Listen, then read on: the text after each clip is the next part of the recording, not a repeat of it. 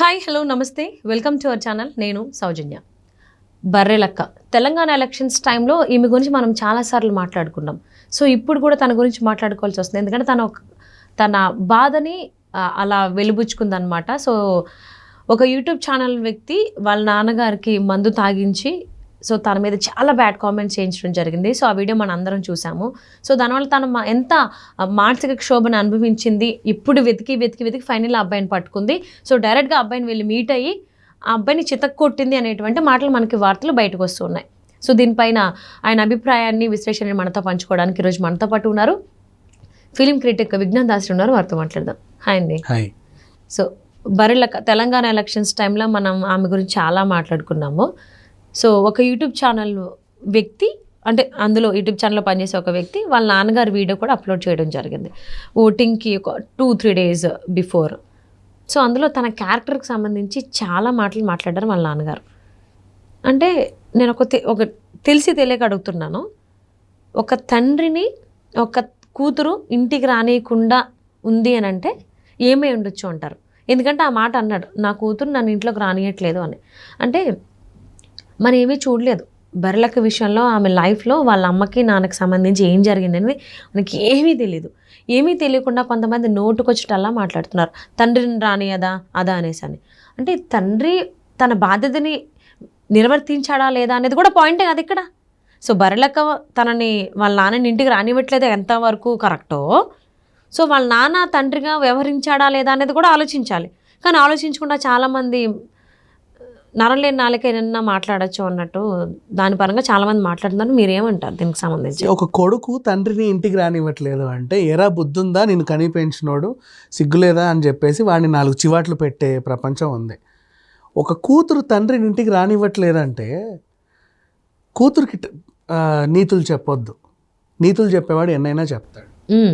కూతురికే తెలుసా ఆ ఫీలింగ్, తండ్రిని ఎందుకు రానివ్వట్లేదు. వాడు ఎట్లాంటి వాడైతే కూతురు దూరం పెట్టద్ది. అవునా? అండ్ దట్టు తిని ఫస్ట్ వెళ్ళిపోమని చెప్పలేదని కూడా ఆయన అన్నాడు. నేనే ఇంట్లోంచి వచ్చేసాను. ఈవెన్ బర్రెల వాళ్ళ అమ్మగారు కూడా వీడియోలో మనకు సంబంధించి మన ఛానల్లోనే వీడియో, మా కొలీగ్ కూడా తను భాను కూడా వెళ్ళి ఈ వీడియో తీసుకొని వచ్చింది వాళ్ళ మదర్ దగ్గర నుంచి. ఆయనే వెళ్ళిపోయాడు, మళ్ళీ తీసుకొచ్చాము, మళ్ళీ వెళ్ళిపోయాడు. వేరే ఆవిడని కూడా తీసుకొస్తే మేము అక్కడ గొడవ పెట్టుకున్నామని చెప్పి క్లారిటీగానే చెప్పింది. వాళ్ళు ఏమీ అబద్ధాలు చెప్పలేదు. బర్రెలకు కావచ్చు వాళ్ళ మదర్ కావచ్చు. ఆమె పాపం వాడు జులై అని తెలిసే పెళ్లి చేశారు. ఈమె కూడా అప్పట్లో అంత పట్టించుకునే వాళ్ళు కాదు. వలస కూలీలు ఎక్కువ పట్టించుకోరు, తెలుసు వాళ్ళకి వాడు తాగుపోతని. అయినా సరే పెళ్లి చేసుకోవడానికి తోడుంటారు కాబట్టి చేసుకుంటారు. కానీ ఆడపిల్లలు పుట్టిన తర్వాత కూడా వాళ్ళలో అవలక్షణాలు అలాగే కనిపిస్తే తల్లి ఏం చేస్తుందంటే కొంచెం దూరంగా పెడుతుంది అట్లాంటి తండ్రిని. ఎందుకంటే వాడు తాగేసి వచ్చి కూతుర్లను కూడా ఏ యాంగిల్లో చూస్తాడో తెలియదు కదా.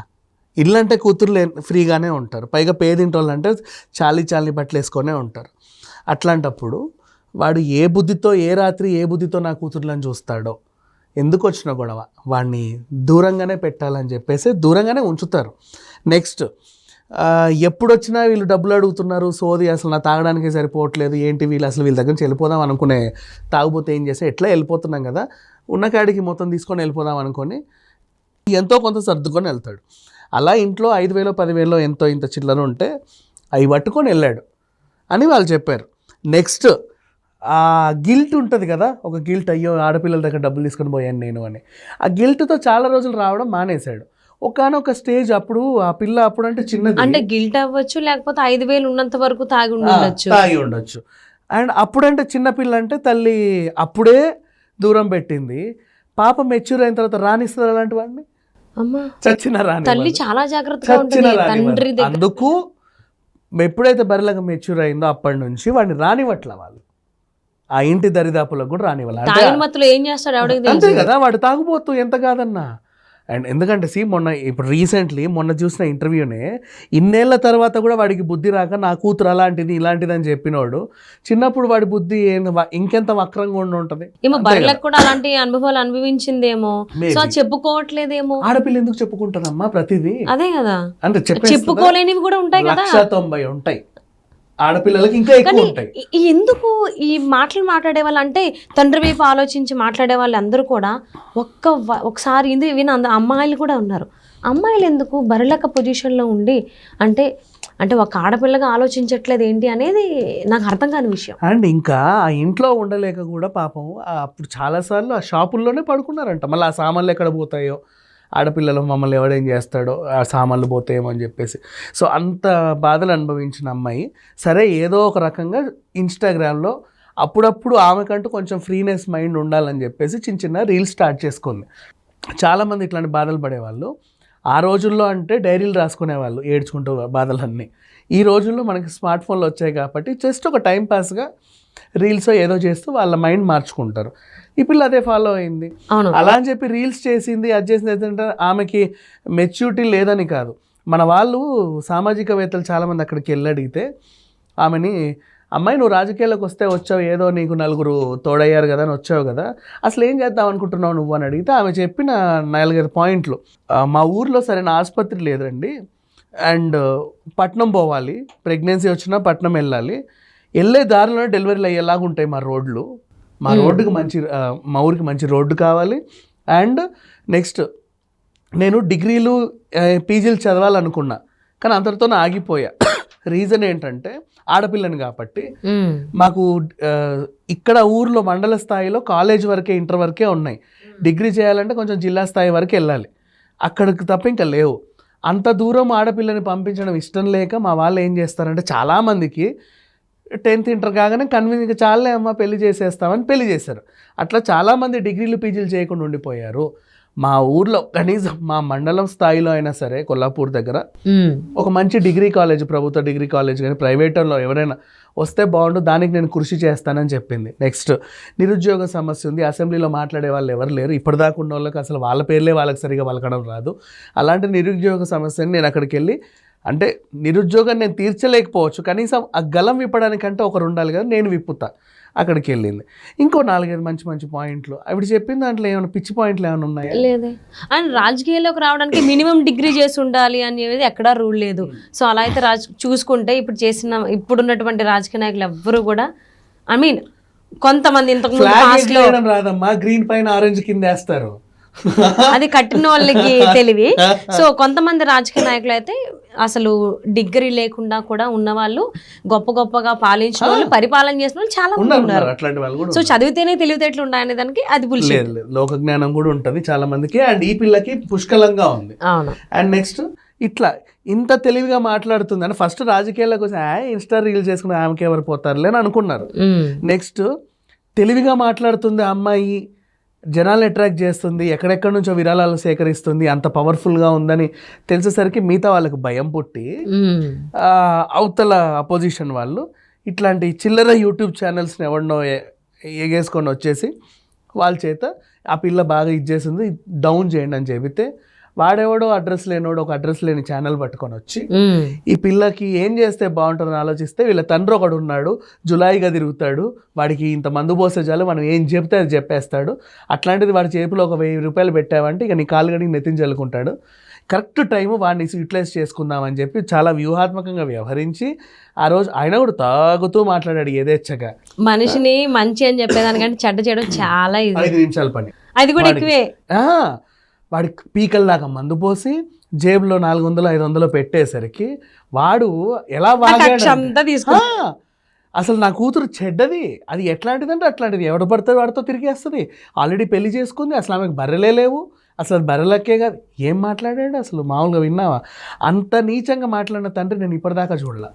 అట్లా వాగించి రోడ్డు మీదకి వదిలేస్తే సరే, అసలు గెలవనందుకు ఆ పిల్ల ఫీల్ అవ్వాల. ఊరు నడిబొడ్డునే ఆమె షాపు, ఇప్పటికీ బాగానే అంతమంది ఎక్కడెక్కడి నుంచో వస్తున్నారు. లాస్ట్ టైంలో ఇది అలాంటిదంట, ఇది ఇట్లాంటిదంట, దాని గురించి తెలుసా, నువ్వే చెప్పొచ్చావని వీళ్ళు మాట్లాడుకుంటుంటే వింటుంటే ఎట్లా అనిపిస్తుంది ఆమెకి?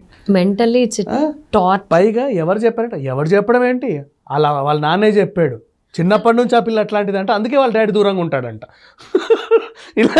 ఇలా దగ్గర లేని నాన్న చెప్పిన మాటలు వాళ్ళు విన్నారు. ఇట్లా అందుకే వీళ్ళ నాన్ననే ఇంట్లోకి రానివ్వట్లేదంటే ఇంట్లో ఎన్ని రాజకార్యాలు ఎలగబెడుతుందో అనుకునే వాళ్ళు 100 మంది. ఇట్లాంటివన్నీ విని విని విని ఇక బద్దలైంది. ఒకరోజు బద్దలవుతుంది. ఎప్పుడు బద్దలైందంటే వెతికింది, ఎవడిది పెట్టింది అని చూస్తా ఉంటే దొరకలేవాడు. ఒకరోజు దొరికాడు, అడ్రస్ దొరికింది, కథం ఇంకా ఆమెలో ఉన్నదంతా నీట్గా వెళ్ళి తీర్చుకుంది. మనస్ఫూర్తిగా వీడియో పెట్టి గట్టిగా అడగడం కూడా మనం చూసాం. నిజం చెప్పరా, ఒట్టేసి చెప్పరా, నువ్వు నన్ను చూసావా, నేను దొంగదాన్నా, నేను దాన్నా, నువ్వు నాకు ఎప్పుడన్నా కానీ నేను తెలుసా నీకు కనీసం నేను ఎవరో, నీకు ఎట్లాగా తెలిసింది, నీకు ఎవరు చెప్పాడు, ఎవరు చేయించాడు నీతో ఏంటి అని గట్టిగా నిలదీసింది. ఆ వీడియోనే మనం చూసాం. ఇప్పుడు ఆమె ఫ్రస్ట్రేషన్, ఆ బాధే అందులో కనబడుతుందే తప్పితే నిజంగా ఏదో చేసిన వాళ్ళైతే ఇట్లా వెళ్ళి నిలదీరు. నిజంగా ఆమెకి ఓపిక పట్టి వాడు సడన్గా దొరికేసరికి అలా చేసింది.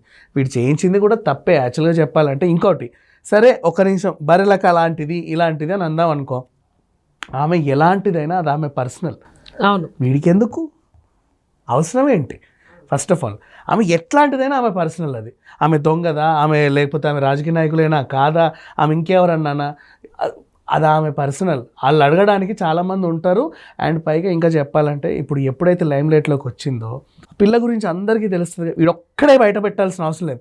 నేషనల్ ఛానల్స్ వెళ్ళాయి, బీబీసీ లాంటి ఛానల్స్ వెళ్ళాయి, ఇంకా మహా ప్రైమ్ లైన్లో ఉన్నటువంటి పెద్ద పెద్ద ఛానల్స్ వెళ్ళాయి. ఈ జర్నలిస్టులు అందరు పిచ్చోళ్ళ ఆమె చెప్పిందలా నమ్మేసి రావడానికి తలుపేసి దగ్గర సామాజికవేత్తలు వెళ్ళారు, ఎంతో మంది అమ్మాయిలను చూసిన వాళ్ళు కూడా వెళ్ళారు.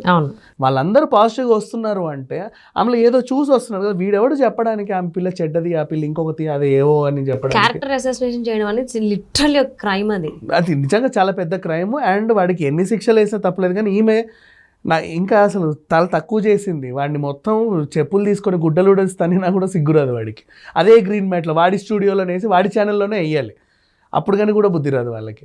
వాడి చేత నిజంగా చెప్పిస్తే, అవునండి బర్రెలకు నాకు సంబంధం లేదు, పలానోడు నాకు డబ్బులు ఇచ్చి వాళ్ళ డాడీకి ఇట్లాంటోడు అని చెప్పి వాడికి ఒక 5,000 ఇస్తే ఏమైనా వాగేస్తాడని చెప్తే నేనే దగ్గర నుండి చేయించానని వాడు ఒప్పుకుంటే, నెక్స్ట్ ఇప్పుడు వచ్చే పార్లమెంట్ ఎలక్షన్లో ఇన్ కేసు బర్రెలకు నిలబడితే నాకు తెలిసి ఖచ్చితంగా గెలుస్తుందో లేదో చెప్పలేను. కానీ ఇప్పుడున్న 6,000 ఓట్లు కనీసం ఒక 60,000 అయితే 100%. సో అయితే ఎవరన్నా డబ్బులు ఇచ్చి చేయించారా, లేకపోతే ఆయన ఛానల్ ప్రమోషన్ కోసం బర్రెలకు వాళ్ళ ఫాదర్ని వాడుకున్నాడా? వాళ్ళ డాడీ దగ్గరికి వెళ్ళి అంతా ఇన్వెస్టిగేట్ చేసి ఆపరేషన్ చేసి అంత సీన్ ఉన్న ఫేస్. ఎందుకంటే అది కొత్త ఛానల్, వాళ్ళు పెట్టినవన్నీ కొత్త ఛానల్స్.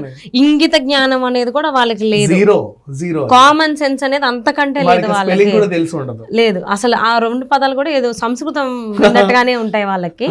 సో కాబట్టి కొత్తగా పెట్టిన ఛానల్ వ్యూవర్షిప్ కావాలి అన్నా, మానిటైజేషన్ కావాలి అంటే మినిమం మనకి వీడియోస్ కావాలి. అప్పుడు బర్రెలక్క హాట్ టాపిక్, వైరల్ అవుతున్న టాపిక్ అది. సో దాని ద్వారా వాళ్ళు గెయిన్ చేసుకుందాం, వాడుకుందాం అనుకున్నారు. మారుమూల గ్రామంలో ఒక పిల్ల ఎన్ఆర్ఐస్ నుంచి ఎలక్షన్ ఫండ్స్ తెచ్చిందంటే అంతకు మించిన సక్సెస్ ఎవరికి ఉంది అసలు? అక్కడ కూడా మాకు ఆడదాన్ని వాడుకునే వాళ్ళ ఛానల్ ని హైప్ తెచ్చుకుందాం అనుకున్నారు.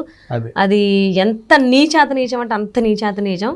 సో ఇందాక అన్నట్టు కామన్ సెన్స్ అనేది, ఇంగిత జ్ఞానం అనేది లేకుండా, ఎథిక్స్ లేకుండా కొంతమంది యూట్యూబ్ ఛానల్స్ రన్ చేస్తున్నారు. సో అది ఇలాంటి కైండ్ ఆఫ్ న్యూస్ చేసిన వాళ్ళది గవర్నమెంట్ నుంచి ఒక రూల్ వచ్చి దాన్ని బ్లాక్ చేస్తే చాలా బాగుంటుందని ఆశిస్తున్నాను. And thank you so much Vignan గారు.